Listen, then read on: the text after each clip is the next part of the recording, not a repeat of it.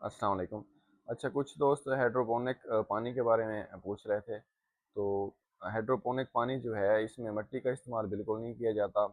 Hydroponic जो है इसमें मुख्तलिफ़ किस्म के जो न्यूट्रिएंट्स होते हैं उनको एक ख़ास फार्मूले के तहत पानी में ही डिज़ोल्व कर दिया जाता है, ताकि जो पौधा है अपनी ज़रूरत की जो उसको जो जो न्यूट्रिएंट्स चाहिए होते हैं वहाँ से अडॉप्ट कर ले।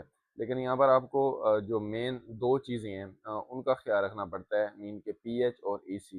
पीएच ये तेज़ाबियत मालूम करता है। तो हाइड्रोपोनिक पानी में जो आइडियल पीएच है वो 5.5 से लेकर 6.5 तक। अगर इससे ज़्यादा होता है तो फिर भी पौधे के लिए नुकसानदेह है, कम है तो फिर भी पौधे के लिए नुकसानदेह है। और ईसी, इससे मुराद इलेक्ट्रॉन कंडक्टिविटी है।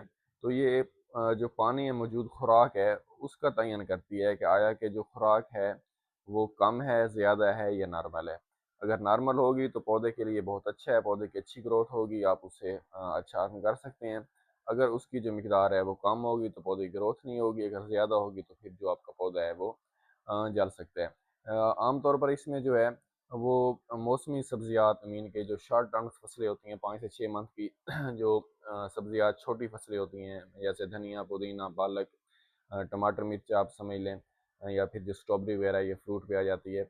ऐसी चीज़ें लगा सकते हैं, इसमें कामयाब भी हैं। जो बड़े फ्रूटी प्लांट होते हैं उनको उनके ऊपर अभी तक तो ये कामयाब नहीं है।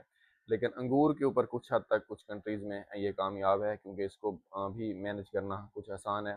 तो अगर आप लोग चाहते हैं कि हाइड्रोपोनिक पानी किस तरह बनाते हैं तो फिर आपके लिए ये चैलेंज है। जी, तो चैलेंज आपके लिए ये है कि आपने 1000 लाइक और जो है 100 कमेंट करना है। अगर इस वीडियो में आ जाते हैं तो फिर मैं आपको बताऊंगा कि हाइड्रोपोनिक पानी बनाने का तरीकाकार क्या है, आप लोग किस तरह इसको बना सकते हैं, क्या-क्या चीज़ें आपको ज़रूरत होगी, किस चीज़ों का आपको ख्याल रखना है, किस चीज़ों को कौन सी चीज़ों को आपने अवॉइड करना है।